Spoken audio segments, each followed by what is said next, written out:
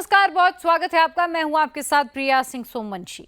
भारत में दिवाली मनाई जा रही है तो भारत के दुश्मन और पड़ोसी देश पाकिस्तान का दिवाला निकल गया है।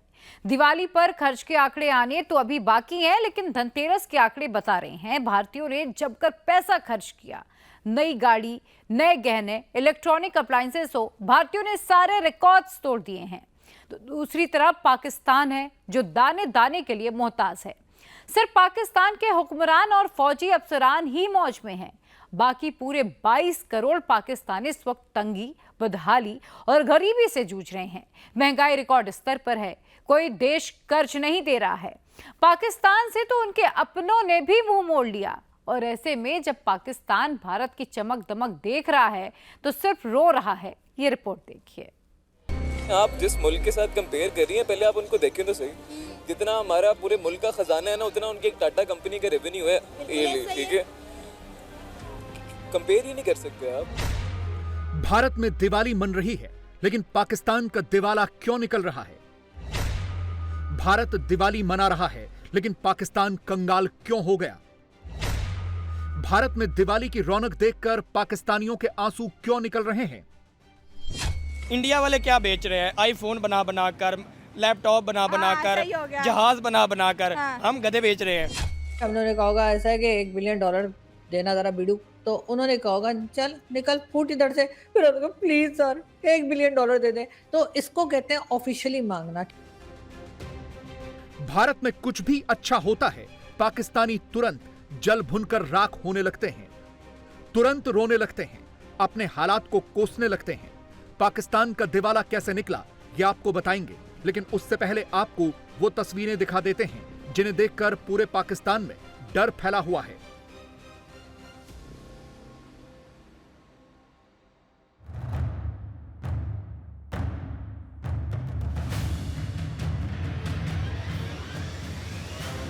इंडियन आर्मी के टैंक को देखकर पाकिस्तान के पाले हुए आतंकवादियों और पाकिस्तानी फौजियों के पसीने छूट रहे हैं। ये जम्मू कश्मीर के अखनूर सेक्टर की तस्वीरें हैं, जहां 3 आतंकवादियों के एनकाउंटर के लिए इंडियन आर्मी ने टैंक उतार दिए। यह भारतीय सेना का BMP-2 टैंक है, जिसे पहली बार आतंकियों के खिलाफ ऑपरेशन में उतारा गया है। यह तस्वीरें बता रही हैं कि भारतीय सेना अब पाकिस्तान और उसके आतंकवाद के खिलाफ आर पार के मूड में उतर आई हैं।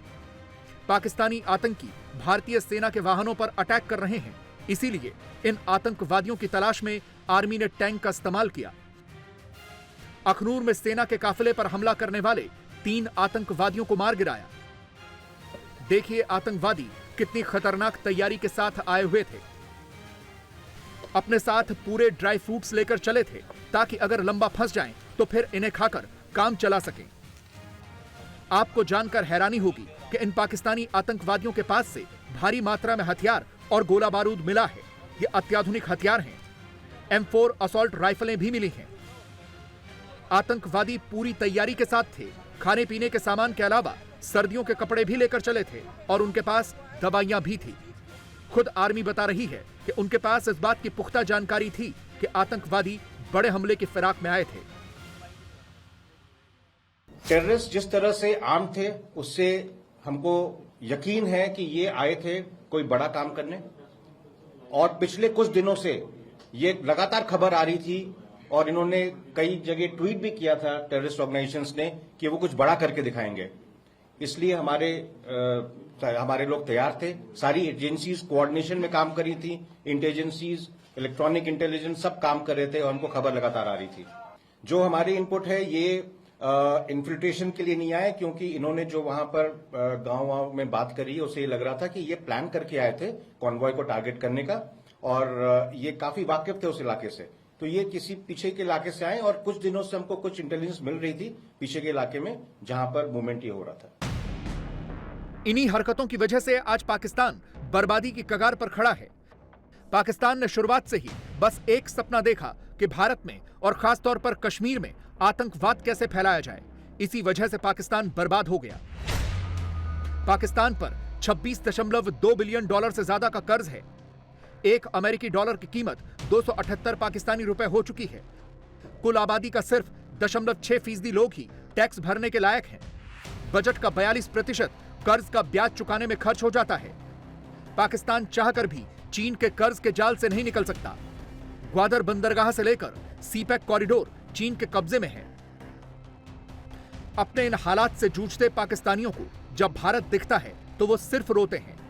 वो जब देखते हैं कि दुनिया के बड़े बड़े देश आज भारत में आकर निवेश कर रहे हैं, भारत एक ग्लोबल पावर बन रहा है, नरेंद्र मोदी एक ग्लोबल लीडर बन चुके हैं, तो पाकिस्तानी सिर्फ अपने हुक्मरानों को कोसते हैं। दुनिया इस वक्त इंडियंस को हाथों हाथ ले रही है। देखिए छोटी बात नहीं है कि 90,000 इंडियंस को जो है वो जर्मनी हर साल जो है कि आ रहा है क्या और आके हमारे मुल्क में काम करो। हमारा नौजवान दूसरे मुल्क में जाने के लिए है अपना, आप देखें जायदादें बेच रहे हैं, अपनी ज़मीनें बेच रहे हैं, अपनी गाड़ियां बेच रहे हैं और दूसरे मुल्क हमें वीज़ा ही नहीं दे रहे। वो कह रहे भाई हमने तुम लोगों को नहीं रखना, निकलो हमारे मुल्क से। बात बता रहा हूँ ना, दूसरे जो मुल्क इसलिए वीज़ा नहीं दे रहे क्योंकि पाकिस्तान है उसमें इतना बिजनेस अपॉर्चुनिटीज़ नहीं है। हाँ। ठीक है ना, तो वो कह रहे हैं आपके पास पैसा कितना है, कि अगर आपने इधर ही आके कमाना तो फ़ायदा क्या। एक वो होती है बैंक रेशो, बैंक स्टेटमेंट दिखानी पड़ती है आपको, मतलब उसके लिए आपको अपनी फिर ज़मीनें बेचनी पड़ती है, सब कुछ करना पड़ता है, उधर आके आपको कमाना पड़ता है। वो ऐसे बंदों को अपॉर्चुनिटीज़ दे रहे हैं जो इधर आके अगर इन्वेस्ट करें और इधर आके मतलब जो स्किलफुल जो से उनके जो प्रोजेक्ट्स हैं उनके ऊपर डेवलप काम करें। जिस मुल्क के साथ कंपेयर कर रही है पहले आप उनको देखें तो सही।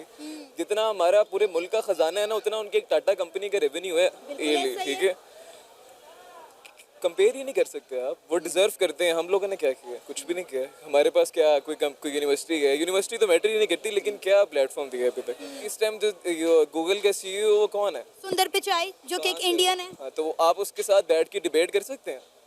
पाकिस्तान में मुझे कोई एक ऐसा इन्फ्लुएंसर दिखाते हैं, मोटिवेशनल स्पीकर दिखाते हैं जो उसके साथ बैठ के डिबेट कर सके स्किल के ऊपर, तो फिर आप कैसे कह सकते हैं? हमारे पास स्किल ही नहीं है। जो स्किल होगा तो हमें दूसरे मुल्क बुलाएंगे ना। अभी क्या यूएई में क्या हमें वो क्यों बुलाए? अभी जो उनकी जो एटॉमिक पावर की जो प्लांट्स की जो सिक्योरिटी है वो पाकिस्तान से यूएई ने ले लिया। आप उस पर कुछ कहना चाहेंगे? सर मैं क्या कहूँगी, एक दिन में उन्होंने 3,000 पाकिस्तानियों को डिपोर्ट कर दिया है। डिपोर्ट किया ये बताया आपको? पता है, वो कहते हैं ये जुराइम कर रहे हैं, ये भीख मांग रहे हैं यहाँ पे आके। तो आप फिर यहाँ पे आके माइक से ये तो क्वेश्चन नहीं कर सकती ना कि इंडियंस को अलाउ कर दिया है जर्मनी ने वीजे। वो डिजर्व करते हैं, हम लोग डिजर्व ही नहीं करते। पाकिस्तानियों को यह देखकर हैरानी होती है कि आज दुनिया कैसे भारत में आकर निवेश कर रही है। उन्हें यह स्वीकार करते हुए बहुत परेशानी होती है कि दुनिया आज भारत का लोहा मानती है। दुनिया को न सिर्फ भारत के मार्केट की जरूरत है बल्कि भारत के स्किल की भी जरूरत है, जबकि इसके उलट पाकिस्तान का हाल बहुत बुरा है। पाकिस्तान पर पिछले 3 साल में 31.5 लाख करोड़ रुपए से ज्यादा का कर्ज हो चुका है। 2021-22 में 9.4 लाख करोड़ रुपए का कर्ज चढ़ा। 2022-23 में 13.7 लाख करोड़ रुपए का कर्ज हुआ और 2023-24 में 8.4 लाख करोड़ रुपए का कर्ज हो चुका है। दूसरी तरफ इंडिया है जो दुनिया के बड़े बड़े देशों से कई तरह के मैन्युफैक्चरिंग कॉन्ट्रैक्ट कर रहा है। इंडिया ने अपना रास्ता तय कर लिया मेक इन इंडिया के तहत, बिकॉज उनका स्लोगन था मेक फॉर द वर्ल्ड। अपने लिए नहीं, दुनिया के लिए बनाना है। इतनी बड़ी आबादी, इतनी अवाम, इतना ह्यूमन रिसोर्स, ये इतना ह्यूमन रिसोर्स है जो दुनिया के कैपिटल्स में जाके मसले हल कर रहा है, और इंडिया उन लोगों को क्यों इस्तेमाल नहीं कर पा रहा? दैट्स व्हाट हम क्यों अपना कैपिटल इस्तेमाल नहीं कर पाए? हम अपना ह्यूमन कैपिटल क्यों नहीं इस्तेमाल कर पाए? सो हमने प्रोसीजर्स बढ़ा दिए, इंडिया ने प्रोसीजर्स बंद कर दिए, रेड टेपिज्म खत्म कर दिए। अब ये एम्प्लॉयमेंट भी हुई, ग्रोथ भी हुई। हालांकि इसके बावजूद इंडिया में इकोनॉमी बड़ी देखें India is a country of 1.4 billion people. Despite the fact इतनी बड़ी इकोनॉमी है, 800 मिलियन लोगों को इंडिया खुद रोटी देता है, आटा देता है। ये इंडिया ने मेक इन इंडिया इनिशिएटिव देखें, the prime minister came in 2014 and he launch this initiative, and after 11 साल 10 साल बाद वो हर दिन मेक इन इंडिया हो रहा है। ये जो स्पेनिश लीडरशिप आई हुई है, ये जो जर्मन लीडरशिप आई हुई है, इसलिए आई हुई है ना। आज स्पेन यही तो कर रहा है कि मैन्युफैक्चर करो इंडिया के अंदर। इस पे इंडिया ने मैं बेसिकली ये जो मैन्युफैक्चरिंग हो रही है, मैं इस पे आपको समझाना चाहता हूं that what initiatives they did, what reforms they initiated at that time. आपको you have to give an enabling environment. First you have to create an environment. हम अक्सर नहीं कहते that these there should be an exclusive economic zone जहाँ पे फैक्ट्रियां लगें, बिजली हो, खाना हो, होटल हो, हर चीज अंदर हो, लोगों की रहायशें हो, हर बंदा अंदर आए और रहे, जैसे इंडिया के अंदर फॉक्सकॉन ने आके किया। पाकिस्तान के हालात ही ऐसे हो गए हैं, विदेशी मदद या भीख की उसे सख्त जरूरत है। आईएमएफ से पाकिस्तान $7 बिलियन का एक और बेल आउट पैकेज मांग रहा है। यह पैकेज इसी साल जुलाई में फाइनल हो गया था, लेकिन अभी तक पाकिस्तान को आईएमएफ से उसकी किश्त नहीं मिली है, जिसके बाद पाकिस्तान की तरफ से कहा जा रहा है कि जानबूझकर आईएमएफ देरी कर रहा है। पाकिस्तानियों को सुनकर ऐसा लगता है कि जैसे उन्होंने अब वक्त के आगे हार मान ली हो। पाकिस्तान के फाइनेंस मिनिस्टर मोहम्मद औरंगजेब साहब जी हैं, उनका कहना यह है कि जी पाकिस्तान ने ऑफिशियली जो है आईएमएफ से $1 बिलियन का लोन मांग लिया है। मतलब ऑफिशियली मांग लिया, मतलब अनऑफिशियली कैसे मांगा जाता है? मतलब हम गए होंगे, हमने कहा होगा ऐसा है कि $1 बिलियन देना जरा बीड़ू, तो उन्होंने कहा होगा चल निकल फूट इधर से, फिर उन्होंने कहा प्लीज सर $1 बिलियन दे दें। तो इसको कहते हैं ऑफिशियली मांगना, ठीक है। और जो नॉन ऑफिशियली मांगा जाता है या ऑफिशियली नहीं होता और फिर भी मांगा जाता है, वो थोड़ा करके मांगा जाता है ना, जैसे हफ्ता लेते हैं ना, देते हो $1 बिलियन या नहीं दे रहे $1 बिलियन, साफ साफ बता दो, वरना फिर जे आया गौरी, जी हाँ एटम बम है हमारे पास, फेंक देंगे, खींच के मारेंगे, फिर पता लगेगा तुम लोगों को पाव के भी हैं। और उसके बाद भी अगर वो नहीं डरे और उन्होंने कहा कि नहीं दे रहे और कहा चलो निकलो इधर से, तो फिर प्लीज हमें $1 बिलियन दे दीजिए। अब आप लोग कहेंगे कि $7 बिलियन तो पहले ही हम अप्रूव करा चुके, तो ये $1 बिलियन का क्या सीन है? जी हाँ बिल्कुल, असल में आईएमएफ जो है ना, उसको पता है कि पाकिस्तान को एक साथ $7 बिलियन उन्होंने नहीं देने। अगर उन्होंने हमें दिए तो हमें चक्कर आ जाएंगे और हम लोग जो है वो गिर जाएंगे, बेहोश हो जाएंगे। उसके बाद चलो जी फिर हमारे लिए मेडिकल का खर्चा अलग, कि हमें होश आए और हम कहे मैं कहाँ हूँ और $7 बिलियन कहाँ है। तो इसलिए वो हमें एक एक करके देते हैं, और इसलिए पाकिस्तान ने एक बार फिर जो $1 बिलियन तो उन्होंने हमें दे दिया था, जी हाँ, वो तो कहा पी भी गए हम लोग। $1 बिलियन होता क्या है? मतलब वो भी हमसे कम से कम भारत के लोग तो ना ही पूछें कि $1 बिलियन क्या होता है। $1 बिलियन तो समझे जैसे पीनट्स होते हैं। पाकिस्तानी चाहे जितना मर्जी रो लें, लेकिन अब पाकिस्तान के हालात सुधरना बहुत मुश्किल है। पाकिस्तान बर्बादी के रास्ते पर इतना आगे निकल गया है कि उसका पीछे आना नामुमकिन है। पाकिस्तान के खर्चे पूरे नहीं पड़ रहे, इसलिए उसने आम लोगों से लेकर उद्योगों तक पर भारी टैक्स लगाया है। जो उद्योग एक्सपोर्ट करते हैं उन्हें 42% टैक्स के दायरे में रखा गया है, जिसकी वजह से पाकिस्तान की फैक्ट्रियां बंद हो रही हैं। बताया जा रहा है कि पाकिस्तान में 50% से ज्यादा कपड़ा फैक्ट्रियां बंद हो चुकी हैं। सिर्फ फैसलाबाद में ही 100 से ज्यादा कपड़ा फैक्ट्रियां बंद हुई हैं, जिसकी वजह से 2 लाख से ज्यादा लोग बेरोजगार हो गए हैं। इसीलिए तो यह कहा जा रहा है कि पाकिस्तान पूरी तरह से बर्बाद हो गया। पाकिस्तानियों के इन हालात पर तो सिर्फ तरस आ सकता है। हालत यह है कि हर पाकिस्तानी तैयार बैठा है कि कब उसे मौका मिले और वो अपना मुल्क छोड़ दे। 2021 में पाकिस्तान से सिर्फ 2.25 लाख लोग छोड़कर विदेश गए थे, जबकि 2023 में पाकिस्तान छोड़कर विदेश जाने वालों की संख्या 8,62,000 से ज्यादा थी। इंडिया और पाकिस्तान में फर्क बताएं जरा। तो ये इंडिया बहुत हमसे आगे, हालांकि किसी वक्त इंडिया पीछे होता अच्छा। तो अभी ये देख ले आज इंडिया आ गया, पाकिस्तान पीछे है। चाइना की तरफ देख लें, उसकी वजह क्या है? मतलब कोई वजह तो वजह ये है भाईजान, खुद सब बहुत बड़े चोर हैं। ठीक है, कोई पूछने वाला नहीं है, बस आएंगे। पब्लिक आप ही तो वोट देते हैं, मैं ही तो वोट देता हूं। भाईजान वोट इधर पाते इमरान खान को डाले, जाता उसको है नवाज शरीफ को, किसी और को। अगर पीपल पार्टी को जाता है किसी और को। ये है जितनी भी जमातें हैं भाईजान, ये मैं आपको बता दूं, अगर इंसाफ के साथ वोटिंग लेकिन उन्हें शायद ये लगता है पब्लिक हमारी सो गई है, पब्लिक बोलती नहीं है, और इसमें कोई शक नहीं है कि वहाँ पब्लिक डरती। जो भी कोई बेचारा बाहर निकलता है ना, जो भी बोलता है उसको पकड़ लेते हैं। पाकिस्तान में बांग्लादेश वाला हाल होना देख लीजिएगा। अच्छा, बांग्लादेश जैसा हाल होना है। हम तो कहते हैं कि जी बांग्लादेश में हालात बेहतर हमें बताया जाते हैं। आपके सामने है, आवाम सड़कों के ऊपर निकले, ये बात। मैसेज देना जरा हमारे प्राइम मिनिस्टर साहब को, क्या वजह है कि हमारी दुनिया में रिस्पेक्ट क्यों नहीं? वो खुद उसका नाम के एसी वाली गाड़ियों के ऊपर फिरते हैं, घर भी एसीओ में जाते हैं। गरीब आवाम को पता नहीं जहर भाई, जिसने सुबह को जाना है उसका नाम के रात को ये नहीं पता कि खाना भी बच्चों को ला के देना कि नहीं देना। पाकिस्तान से बड़ी बड़ी कंपनियों ने अपने ऑपरेशन बंद कर दिए हैं। दुनिया की बड़ी बड़ी कंपनियां जो किसी न किसी पार्टनरशिप में पाकिस्तान में अपना धंधा कर रही थीं, वो अब छोड़कर जा रही हैं। Total Parco Pakistan, Telenor group, Shell oil और फाइजर जैसी कंपनियां पाकिस्तान में अपना धंधा समेट चुकी हैं। और ऐसे में जब उन्हें भारत की तरक्की के बारे में पता चलता है तो वो अपने हुक्मरानों को सिर्फ और सिर्फ कोसते हैं। पाकिस्तान के साथ इंडिया का कंपेयर है ही नहीं भाई। इंडिया बहुत आगे हमसे है, ठीक है। और रूल्स की बात की जाए तो भाई वीगो डाला आते हुए हमारे पास देर नहीं लगती और हमें बोलने की आज़ादी भी बहुत ही कम है, ठीक है। अगर शहबाज शरीफ उनके बारे में कहते हैं कि मतलब हमारे इंडिया के अंदर मुसलमान सेफ नहीं है, तो आई थिंक कि यार हम सेफ नहीं है यहाँ पे। वो अपनी जगह बहुत ही अच्छे हैं और हमसे काफ़ी आगे भी हैं। वो टेक्नोलॉजी के हिसाब से लगा लो, सेफ्टी के हिसाब से लगा लो, रूल्स के हिसाब से हमारा उनके साथ कोई कंपेयर नहीं है भाई। देखिए हमारा गरीब पिस रहा है यहाँ पे अपने मुल्क के अंदर। हमारी ना रोटी पूरी है, ना आटा पूरा है, ना दालें पूरी है, ना चाय।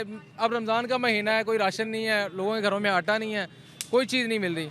तो मेरा पर्सनली ये है कि सबसे पहले हम अपने आप को देखें, अपने आप को स्टेबल करें। जब हम हो जाएं तो फिर इंशाल्लाह दूसरों की भी हम फिक्र कर लेंगे, लेकिन सबसे पहले अपने घर को। कुछ मुसलमान यहाँ पे ऐसे बस रहे हैं जो कहते हैं हम इंडिया में चले जाते तो वहाँ पे खुश होते हैं। और ऐसे हालात आ गए हैं। और कुछ तो ऐसे सनी देओल का डायलॉग, अगर 2 मिनट के लिए बॉर्डर खोल देंगे तो आधे से ज्यादा पाकिस्तान हिंदुस्तान में आप कितने एग्री कर रहे हैं? हम एग्री कर रहे हैं। 4 जंगें हमने जीती हैं, 65 में हमने नाखून चने चुपवाए हैं किताबों की हद तक। वो अब आगे पता लग रहा है जो अपनों को ही चने चुपवाए हैं, दूसरों को नहीं चुपवाए। तो ये जो अब हमें पता चल गया कि 4 जंगों में से कोई भी नहीं जीता और हम कितने टाइम तक छुट्टी मनाते रहे हैं। 1965 की छुट्टी मिली है, जंग जीते थे। वैसे तो ज्यादा खामोश ही रहना चाहिए, ज्यादा मशवरे देने नहीं चाहिए, क्योंकि वो मशवरे वाले को ले जाते हैं, वैसा सिस्टम गोल करते हैं, बंदे को पता नहीं चलता। इंडिया की आवाम को देखो और पाकिस्तान की आवाम को देखो तो वो कैसी जिंदगी गुजार रहे और हम कैसी जिंदगी गुजार रहे हैं।